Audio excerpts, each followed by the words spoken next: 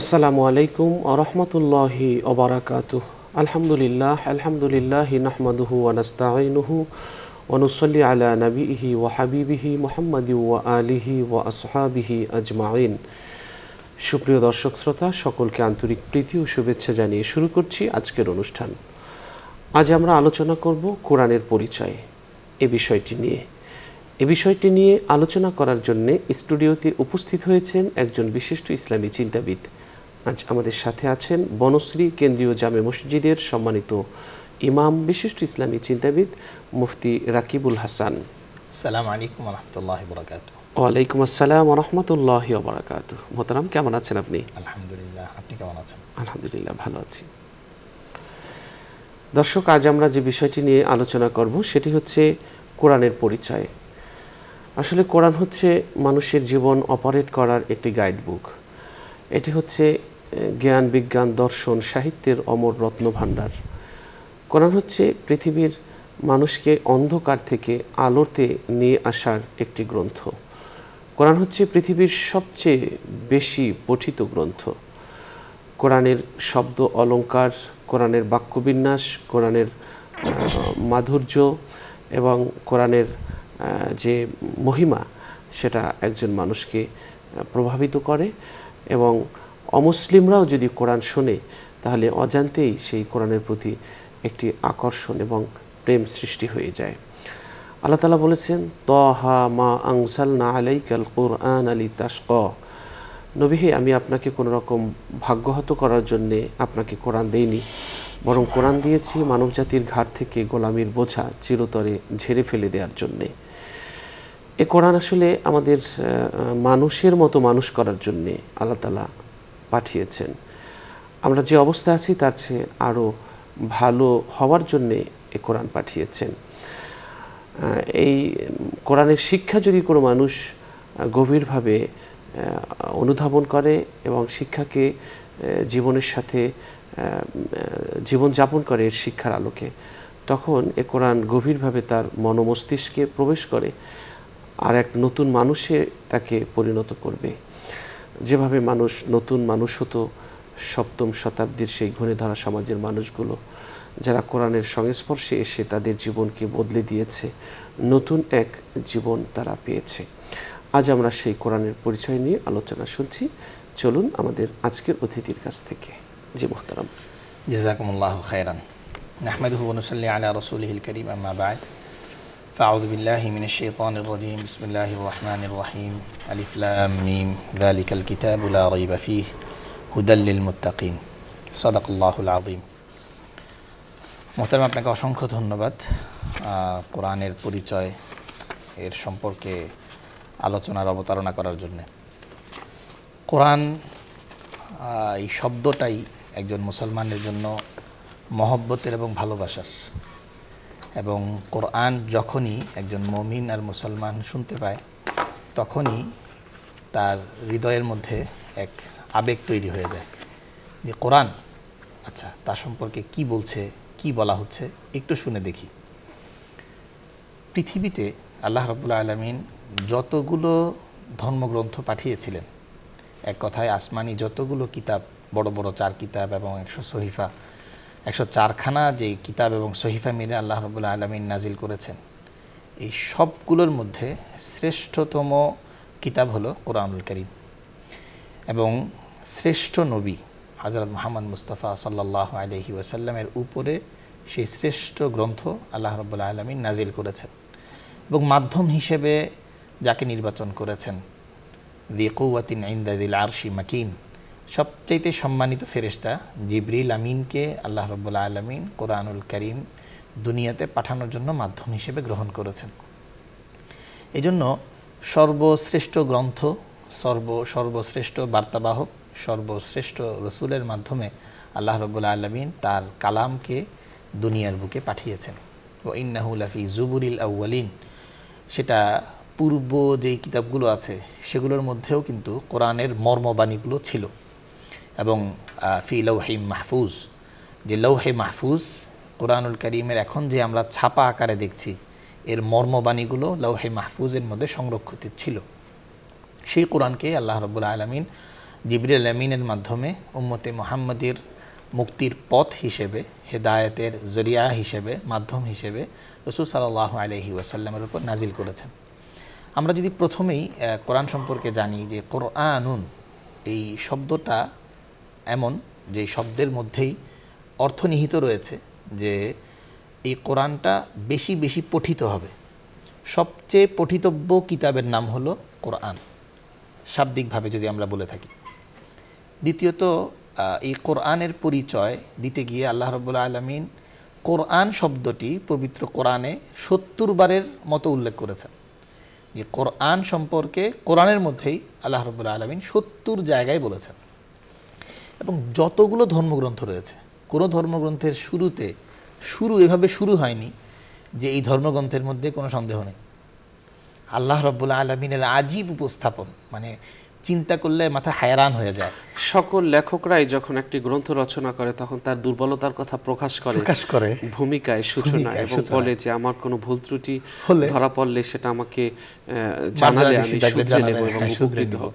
কিন্তু আল্লাহ রাব্বুল আলামিন শুরু করেছেন আলিফ লাম মিম যালিকাল কিতাবু লা রাইবা ফি। উপস্থাপন, যদি কেউ আরবি গ্রামার সম্পর্কে জানে, বালাগাত শাস্ত্র সম্পর্কে, অলঙ্কার শাস্ত্র সম্পর্কে জানে, এর উপস্থাপনটা কেমন?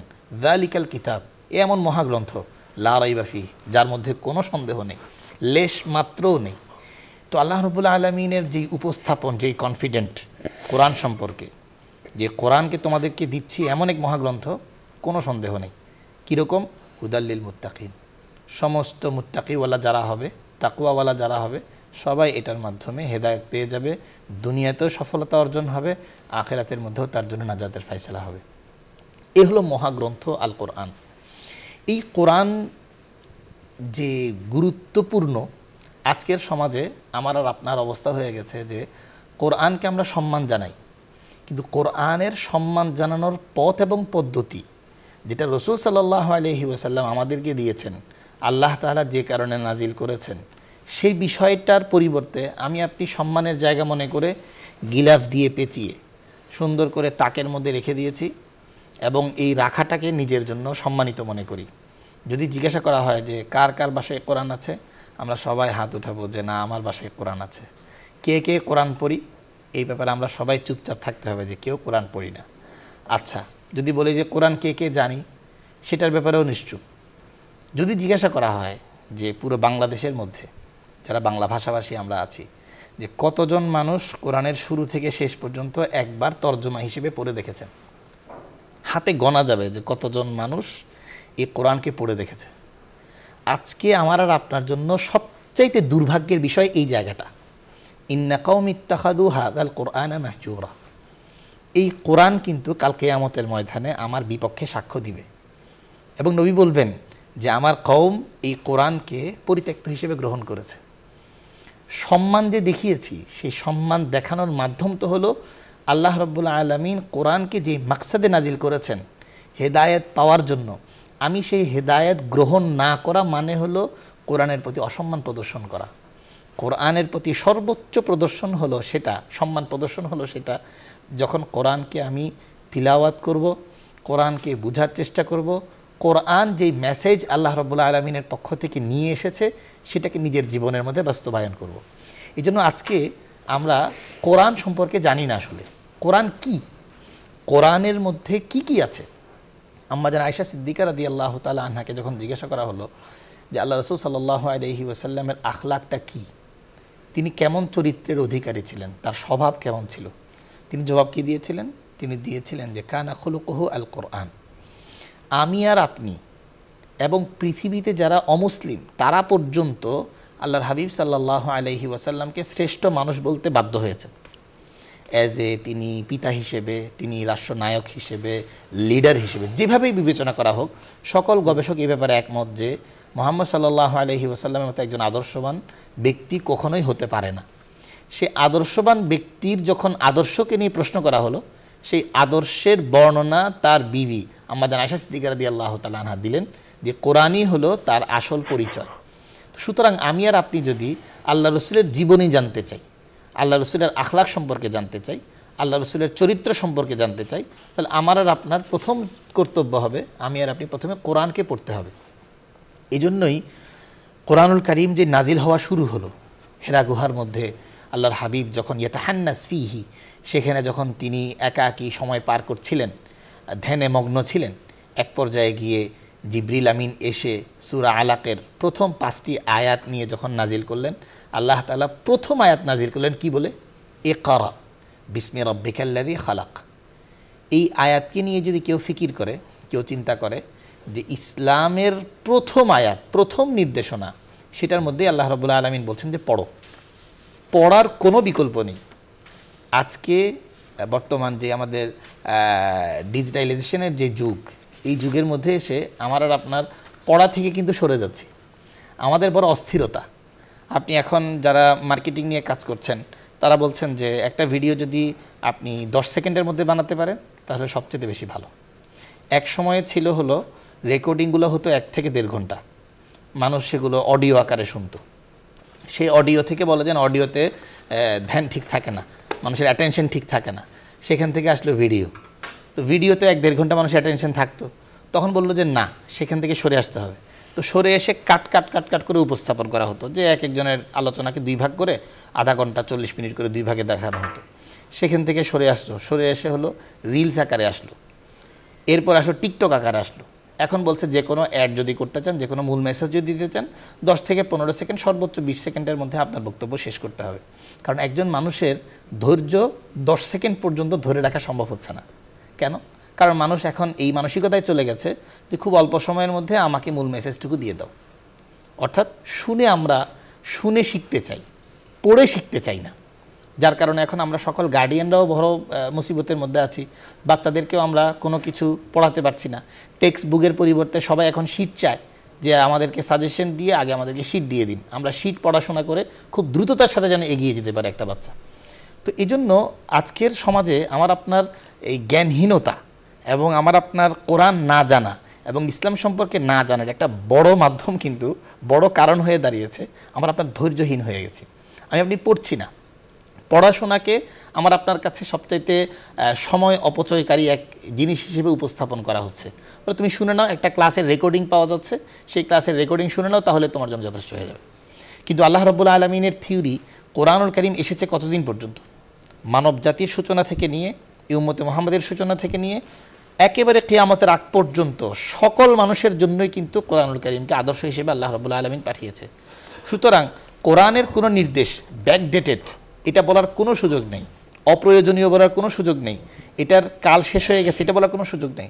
বরং এই আদর্শ মুহাম্মদ সাল্লাল্লাহু আলাইহি সাল্লাম থেকে নিয়ে কিয়ামত পর্যন্ত সকল যুগের জন্য সমানভাবে প্রয়োজনীয় বলেই আল্লাহ রাব্বুল আলামিন সেটাকে নাজিল করেছেন।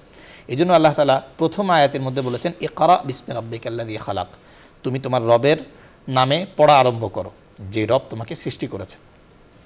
এবং এই কোরআন যে কতটা গুরুত্বপূর্ণ আল্লাহ রাব্বুল আলামিন নিজে বলেছেন, ইন্না নাহনু নাজ্জালনা যিকরা ওয়া ইন্না লাহু লাহাফিজুন।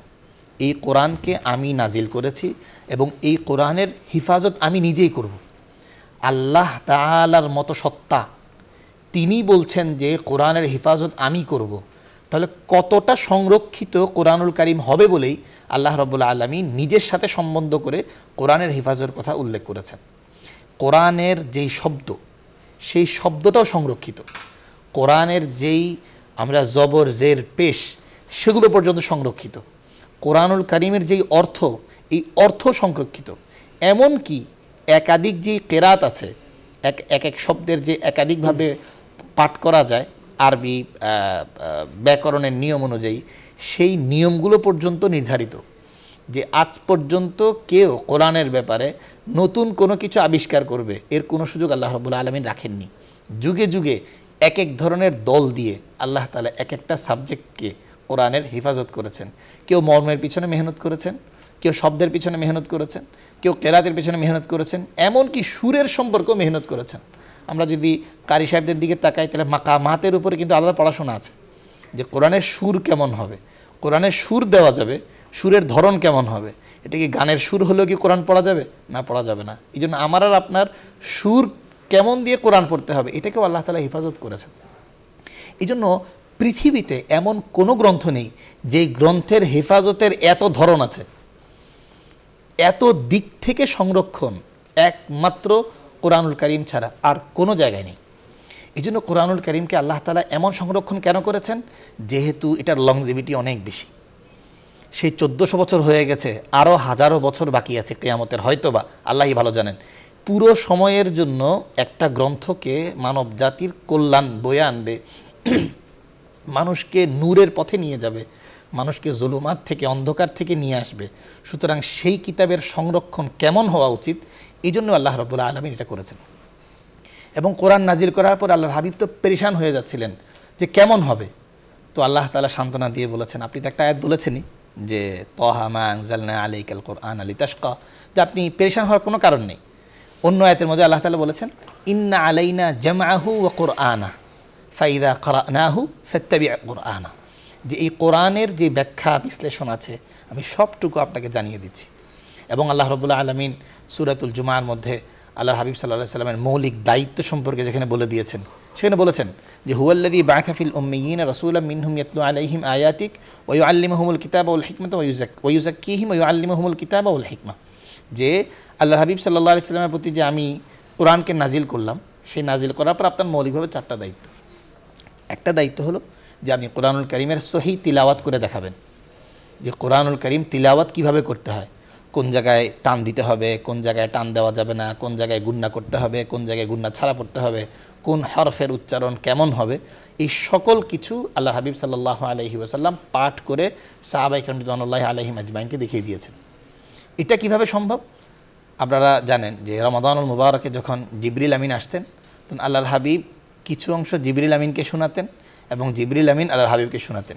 ইউদারিসুল কোরআন, যে কোরআনকে একে অপরের সাথে তিলাওয়াত করে ঠিক করে নিতেন, এবং সেই ঠিক করা অংশটুকুই সাহাবায়ে কেরামের কাছে উপস্থাপন করা হতো, এবং সাহাবায়ে কেরাম সেটা পর্যাপ্ত সময় দিয়ে কোরআনকে তারা শিখে নিতেন। এবং এই কোরআনের ভিতরে আল্লাহ তাআলা কি কি বলেছেন, সেই ব্যাখ্যা বিশ্লেষণ আল্লাহর হাবিব সাল্লাল্লাহু আলাইহি সাল্লাম বলে গেছেন। ওয়া ইউআল্লিমুহুমুল কিতাব, তালিমে কিতাব করেছেন। কোরআনুল কারীমের প্রতিটা আয়াতের সেই বিশ্লেষণগুলো আল্লাহর হাবিব সাল্লাল্লাহু আলাইহি সাল্লাম করে গেছেন। এবং আমরা জানি যে সাহাবায়ে কেরাম রিদওয়ানুল্লাহি আলাইহিম আজমাইনদের মধ্যে প্রচুর মুফাসসির ছিলেন, এবং তাদের কারো কারো সম্পর্কে আল্লাহর হাবিবের বিশেষ দোয়া ছিল। যেমন আমরা জানি ইবনে আব্বাস রাদিয়াল্লাহু আনহুর ক্ষেত্রে আল্লাহর হাবিব সাল্লাল্লাহু আলাইহি সাল্লাম দোয়া করেছিলেন যে আল্লাহুম্মা আল্লিমহুল কিতাব ওয়া আল্লিমহুত তাউইল, যে আল্লাহ আমার ইবনে আব্বাস যে খেদমত আমার জন্য করেছে, ইবনে আব্বাসকে আপনি কোরআনুল কারীম শিক্ষা করার সুযোগ করে দেন, এবং ওকে আপনি তাফসির শিক্ষা করার সুযোগ করে দেন। তো পরবর্তীতে ইবনে আব্বাস রঈসুল মুফাসসিরিন হিসেবে খ্যাত হয়ে গেছেন, যে মুফাসসিরিনদের মধ্যে, কোরআনের ব্যাখ্যাকারীদের মধ্যে সর্বপ্রথম নাম আসে হলো ইবনে আব্বাস রাদিয়াল্লাহু আনহুর জন্য। এই জন্য কোরআনুল কারীমের যেই মর্মবাণী, কোরআনুল কারীমের যেই ভাবার্থ, এই সকল কিছু আল্লাহর হাবিবের মাধ্যমে সাহাবায়ে কেরাম শিখেছেন, এবং সেগুলো আমাদের তাফসিরের গ্রন্থগুলোর মধ্যে কিন্তু রচনা হয়ে আছে। এই জন্য আজকে আমার আর আপনার জন্য সবচেয়ে বড় গুরুত্বপূর্ণ যে জায়গাটা হবে, সেটা হলো যে কোরআনকে আমার আপনার পড়তে হবে।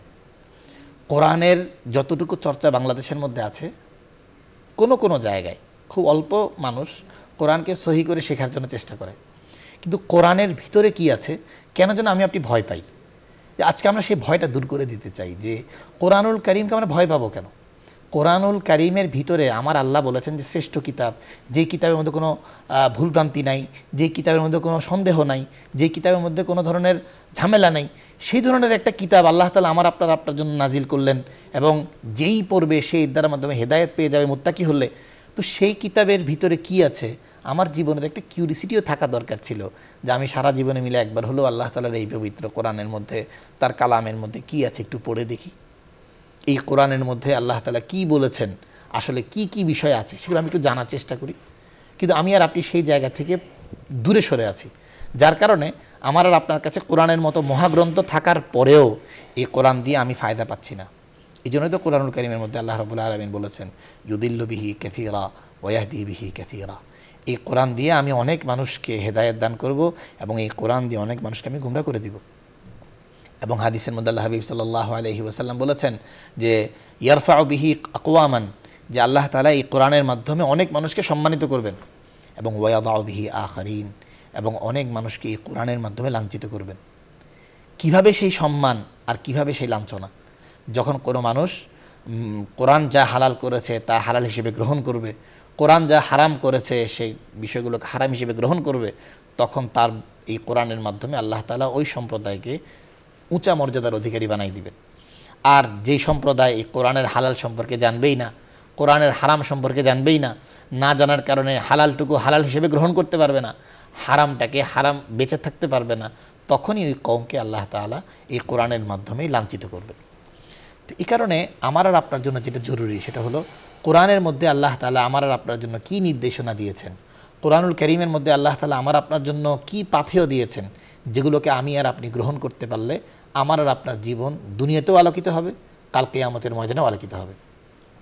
এবং এই কোরআনের শিক্ষা সম্পর্কে আমাদের নবী হযরত মুহাম্মদ মুস্তাফা সাল্লাল্লাহু আলাইহি সাল্লাম ঐতিহাসিক হাদিস বলেছেন, খায়রুকুম মান তাআল্লামাল কুরআনা ওয়া আল্লামা, পৃথিবীর মধ্যে সর্বশ্রেষ্ঠ ওই ব্যক্তি যে ব্যক্তি কোরআন শেখায় এবং শিখে। যেই শিক্ষক শিক্ষা দিবে এবং যেই শিক্ষার্থী শিক্ষা নিবে, উভয়জনকে আল্লাহ হাবিব সাল্লাল্লাহু আলাইহি ওয়াসাল্লাম শ্রেষ্ঠ মানুষ বলেছেন। পৃথিবীর শ্রেষ্ঠ মানুষ ওই ব্যক্তিকে শ্রেষ্ঠ বলছে যে এই কোরআন শিখবে এবং শেখাবে। সুতরাং এই মহাগ্রন্থের যে শিক্ষা করাটা, এটা যে পৃথিবীর শ্রেষ্ঠত্ব। এবং অন্য হাদিসের মধ্যে এসেছে শারাফুল মুমিন, যে কোনো ব্যক্তির সবচাইতে মর্যাদার বিষয় হবে যে কোরআনকে শিক্ষা করা। তো এই জন্য আমার আর আপনার এই কোরআনকে শিখা মানে হলো প্রথম পর্যায়ে তিলাওয়াত শিখা, দ্বিতীয় পর্যায়ে তর্জমা শেখা, তৃতীয় পর্যায়ে কোরআনের ব্যাখ্যা বিশ্লেষণ শেখা, চতুর্থ পর্যায়ে যা শিখলাম তাকে নিজের জীবনের মধ্যে বাস্তবায়ন করা। যদি আমি আপনি 4 ধাপে আমল করতে পারি, তো আল্লাহ তাআলা আমার এই মহাগ্রন্থ আল কোরআন যে আমার জন্য পাঠালেন, সেই পাঠানোর শুকরিয়াকারী বান্দা হিসেবে আমি নিজের নামটা লিখাতে পারবো। আর যদি এটা না হয়, তাহলে হয়তো আমার জন্য এটা বড় দুর্ভাগ্যের বিষয় হবে যে এত বড় মহাগ্রন্থ পাওয়ার পরেও নিজের জীবনকে আমি দামি করতে পারলাম না। ধন্যবাদ। দর্শক মোহতারাম, চমৎকার আলোচনা করেছেন। কোরআনুল কারীমের সূরা ইউসুফের 2 নং আয়াত আল্লাহ বলেছেন, নিশ্চয় আমি কোরআনকে আরবি ভাষায় অবতীর্ণ করেছি যাতে তোমরা বুঝতে পারো। কোরআনকে আল্লাহ সহজ করে আমাদেরকে দিয়েছেন। কামারের সূরা কামার এর 17 নং আয়াতে আল্লাহ বলেছেন, আর আমি সহজ করে দিয়েছি উপদেশ গ্রহণের জন্য, সুতরাং তোমরা উপদেশ গ্রহণকারী কেউ আছো কি? অন্য আরেকটি আয়াতে আল্লাহ তাআলা বলেছেন যে আমি নাজিল করেছি এমন কোরআন যা মুমিনের জন্য শিফা এবং রহমত। অনুনাজ্জিলু মিনাল কুরআনি মা হুয়া শিফা ওয়া রাহমাত, অনুনাজ্জিলু মিনাল কুরআনি মা হুয়া শিফা ওয়া রাহমাতুল লিল মুমিনিন ওয়া লা ইয়াজিদুজ জালিমিনা ইল্লা খাসারা। যে কোরআন নাজিল করেছি আমি, আল্লাহ বলছেন, এটি হলো মুমিনদের জন্য শিফা, নিরাময়, আরোগ্য, আর জালিমদের ধ্বংসের পথ প্রশস্তকারক। সুতরাং এই কোরআন দিয়ে আমরা আমাদের অন্তররোগের যে সুস্থতা সেটা আমরা লাভ করতে পারবো। সূরা ইউসুফের 3 নং আয়াতে আল্লাহ বলেছেন, আমি তোমার কাছে উত্তম কাহিনী বর্ণনা করেছি যেভাবে এই কোরআন তোমার কাছে অবতীর্ণ করেছি। সূরা হিজরের 9 নং আয়াতে আল্লাহ বলেছেন, নিশ্চয়ই আমি এই স্মরণ তথা নিশ্চয়ই আমি এই কোরআন অবতীর্ণ করেছি এবং আমি এর হেফাজতকারী। অন্যত্র আল্লাহ বলেছেন যে তোমার রবের কিতাব থেকে যে অংশটুকু তোমার কাছে নাজিল হয় তা তেলাওয়াত করো এবং এর কথা পরিবর্তন করার ক্ষমতা কারণ নেই। ওয়াদাল্লাহি হাক্কা ওমান আস্তাকু মিনাল্লাহি কিলা, আল্লাহর সমস্ত প্রতিশ্রুতি সত্য এবং সত্য কথায় আল্লাহর চেয়ে আর কেউ সত্যবাদী নেই। আরেকটি আয়াতে আল্লাহ তাআলা বলেছেন সূরা নাহলের 89 নং আয়াতে, আমি তোমার উপর এমন কিতাব অবতীর্ণ করেছি যা সব বিষয়ে সুস্পষ্ট বর্ণনাকারী আর মুসলমানদের জন্য হেদায়াত, রহমত এবং সুসংবাদ। সূরা আনফালের 2 নং আয়াতে আল্লাহ বলেছেন, মুমিন তো তারাই যাদের হৃদয়ে আল্লাহকে স্মরণ করা হলে কম্পিত হয় এবং তার আয়াতসমূহ তাদের কাছে পাঠ করা হলে তা তাদের ঈমান বর্ধিত করে আর তারা তাদের রবের উপর ভরসা করে। সূরা ওয়াকিয়ার 89 নং আয়াতে 79 নং আয়াতে আল্লাহ তাআলা বলেছেন, যারা সম্পূর্ণ পবিত্র তারা ছাড়া অন্য কেউ তা স্পর্শ করে না। যারা সম্পূর্ণ পবিত্র তারা ছাড়া অন্য কেউ তা স্পর্শ করে না। অর্থাৎ সর্বোচ্চ পবিত্র এবং মর্যাদা সম্পন্ন একটি গ্রন্থ এটি। তাই পবিত্রতা এবং মর্যাদা অক্ষুণ্ণ রাখার স্বার্থে কোরআন স্পর্শ করার জন্যে, পাঠ করার জন্যে দৈনিক পবিত্রতার শর্ত আরোপ করা হয়েছে। তো আমরা এই কোরআনুল কারীম আমাদের জীবনের সাথী করার জন্যে আমরা চেষ্টা করব। আমরা আসলে এই কোরআনের পরিচয় আল্লাহ তাআলা আমাদেরকে জানালেন এবং বলেছেন, ওয়াকাযালিকা নুফাসসিলুল আয়াতি ওয়ালিতাস্তাবিনা সাবিলুল মুজরিমিন। এই কোরআনের এত বেশি ব্যাখ্যা বিশ্লেষণ এ কারণে করেছি যেন অপরাধীদের পাপের পথ আলাদা হয়ে যায়, পরিষ্কার হয়ে যায়, বুঝতে পারে। আমাদেরকে আল্লাহ তাআলা বুঝালেন, কিন্তু পাপের পথ আমরা ছাড়তে পারলাম না। আমাদের প্রত্যেক দিন আমাদের জীবন থেকে যেই দিনটি চলে যায় এটি আর ফিরে আসে না, কিন্তু অনলাইন এবং বিভিন্ন অ্যাপস আমাদের সময় চুরি করে নিয়ে যায়, আমরা ধরতেও পারি না। অথচ এই কোরআন আমাদের পড়ার সুযোগ হয় না। প্রত্যেক দিন যে সকাল আসে সেটা হলো একটি নতুন সকাল, ব্র্যান্ড নিউ। এই ব্র্যান্ড নিউ সকালটা যাবার এসে বলে যে আজ আমি তোমার জীবনে এসেছি, আমি আর কখনো তোমার জীবনে আসব না, আমার আশা এই শেষ। অর্থাৎ মানুষের জীবনে আরও সকাল আসবে, কিন্তু এই সকালটা আর কখনো আসবে না। এবং এটার সময় হলো 24 ঘন্টা। তো প্রত্যেক দিনই যখন 24 ঘন্টার একটা নতুন সময় আল্লাহ তাআলা আমাদেরকে দান করেন, এটা আমাদের আসলে আমলের যে আগের ঘাটতি রয়েছে সেই ঘাটতি পূরণ করার জন্যে আল্লাহ তাআলা আমাদেরকে এই নতুন একটি দিন দেন। কিন্তু এই নতুন দিনটিতে আমরা সেই তৃষ্ণা আমাদের নেই যে আমাদের অতীতের ঘাটতি পূরণ করা দরকার, করতে হবে। বরং আমরা আরও গুনার সাথে জড়াই এবং আরও দুনিয়ার সামান সংগ্রহের জন্য পেরেশান থাকি। এই কোরআনের মাধ্যমে পরকালের যে সামান সংগ্রহ করা দরকার সেটা আমরা বেমালুম ভুলে থাকি। এজন্য কোরআনের পরিচয় শুধু জানলেই হবে না, কোরআন মানতে হবে, কোরআন বুঝতে হবে, কোরআন খুঁজতে হবে, কোরআন পড়তে হবে, কোরআনের আলোকে জীবন যাপন করতে হবে, কোরআনের শিক্ষাকে জীবনে বাস্তবায়ন করতে হবে। আল্লাহ তাআলা আমাদের সেই তৌফিক দান করুন। চলুন আমরা মুহতারামের কাছ থেকে তার শেষ মন্তব্য শুনছি। জি মুহতারাম। জি, আমরা জানি আমাদের যে 4 খলিফা ছিল প্রসিদ্ধ, এর মধ্যে দ্বিতীয় খলিফা হযরত ওমর ফারুক রাদিয়াল্লাহু আনহু, তার ইসলাম গ্রহণের যেই ঘটনা, ইনি যখন একবার মক্কায় ছিলেন তখন আল্লাহ হাবিব সাল্লাল্লাহু আলাইহি ওয়াসাল্লামকে মসজিদে যেতে বাধা দিবেন এই চিন্তা করে তিনি ঘর থেকে বের হলেন। বের হওয়ার পরে তিনি গিয়ে দেখলেন যে আল্লাহ হাবিব এর আগেই মসজিদে পৌঁছে গেছেন। তো যখন মসজিদে গিয়ে দেখতে পেলেন তখন আল্লাহ হাবিব মসজিদ থেকে কোরআন তিলাওয়াত করছিলেন। তো সেই সময়ে ওমর ফারুক রাদিয়াল্লাহু আনহু ওই জায়গায় ছিলেন। এমতো অবস্থায় তিনি তার কানে আসলো যে ইন্নাহু লাকাউলু রাসূলিন কারীম, যে আয়াত হলো এমন যে এটা হলো এক সম্মানিত দূতের মাধ্যমে আসা এক কথা। আচ্ছা, এই কথা শোনার পরে আচ্ছা সম্মানিত দূতের মাধ্যমে কি কথা সেটা দেখি। তারপর তিনি পরের আয়াতের মধ্যে বলছেন ওমা হুয়া বিকাউলি শাইর কালিলাম মা তুমিনুন। তো এর আগে তো মক্কার মধ্যে যখন আল্লাহর হাবিবের তিলাওয়াত শুনতো আর মানুষ পাগল হয়ে যেত, তখন এটা রুল পড়ে গেল যে তিনি হলেন এমন কবি যে কথা বললেই মানুষজন তো আকৃষ্ট হয়ে পড়ে, মানুষ তার ভক্ত হয়ে যায়।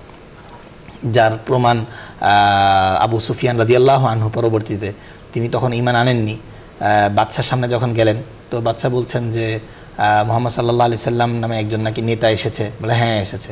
কেমন? কারণ ও কথা বললে মানুষ তার পাগল হয়ে যায়, সব কিছু ঠিক আছে, তো তোমরা ওর বিরোধিতা করো কেন?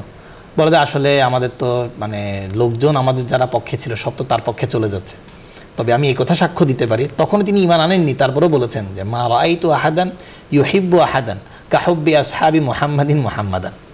আমার এই বাক্য যতবার পড়ি ততবার আমার মানে পশম দাঁড়ায় যায় শরীরের, যে আবু সুফিয়ান রাদিয়াল্লাহু আনহু এক বাক্যে কত সুন্দরভাবে সাহাবায়ে কেরামের মহব্বতের কথাটা উল্লেখ করেছেন। উনি বলছেন মা রাআইতু আহাদান ইউহিব্বু আহাদান, যে আমি এমন কাউকে দেখিনি যে সে তার বন্ধুকে ভালোবাসে কাহুব্বি আসহাবি মুহাম্মাদিন মুহাম্মাদান।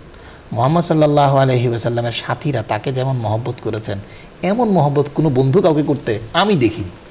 এই কথা তিনি অমুসলিম অবস্থায় বাদশা নাজাশির সামনে, কিন্তু হিরাক্লিসের সামনে তিনি এই কথাটা বলে এসেছেন।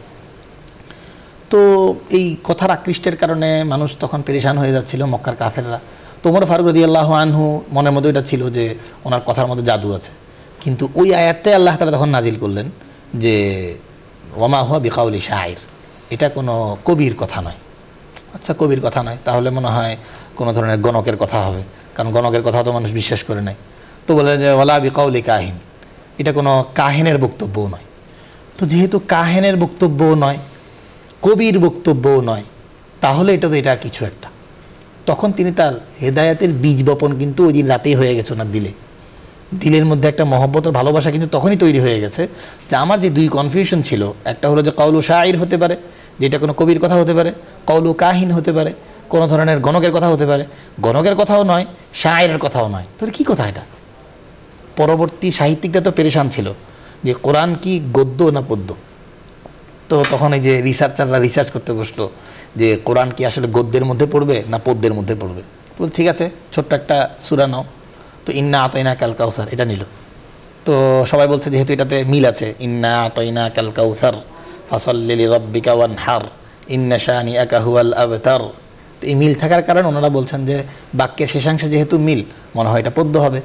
তো ঠিক আছে, পদ্যওয়ালা রিসার্চ শুরু করলো। তো রিসার্চ করে বলছে যে পদ্যের মধ্যে তো মিনিমাম দুইটা করে পংক্তি হয়, 2 পংক্তি এরপর আবার 2 পংক্তি, একটা দিয়ে তো আরেকটা পংক্তির রিকভারি হয় না। তো বলছে যে এখানে আয়াত হলো 3টা।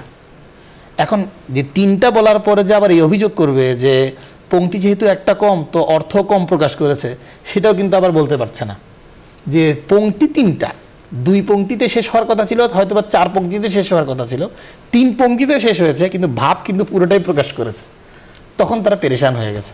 তো পরে ওনারা সবাই মিলে একটা মত প্রকাশ করলেন যে ইন্না হাযা লাইসা বিকালামিল বাশার, যে এটা কোনো মানুষের বক্তব্য হতে পারে না। এই 4 নাম্বার কথা বলে আমরা আমাদের রিসার্চকে এখানে শেষ করলাম। জি, অনেক ধন্যবাদ। দর্শক, আমরা গুরুত্বপূর্ণ আলোচনা শুনলাম মুহতারামের কাছ থেকে। আমরা অনুষ্ঠানের এই পর্যায়ে একটি মোনাজাত করব। আপনারা যে যেখান থেকে আমাদের এই অনুষ্ঠান দেখছেন, আপনারাও চাইলে আমাদের সাথে মোনাজাতে শরীক হতে পারবেন।